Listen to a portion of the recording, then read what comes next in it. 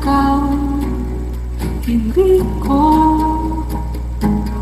masasabayan ang iyong yapak sa pagngiti at pag-iyak, sa paglipad at pagbagsak ng araw-araw.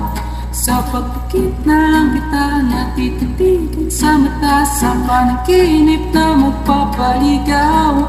Kamusta ka na kahit huwag nang sagutin? Di ba nawala ang kintab ng bituin? Sana ganun ka nga pa rin. Cause it's been raining in Manila, hindi ka pa nilalamig.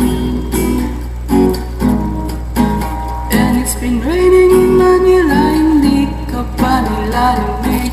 Pag wala ang mga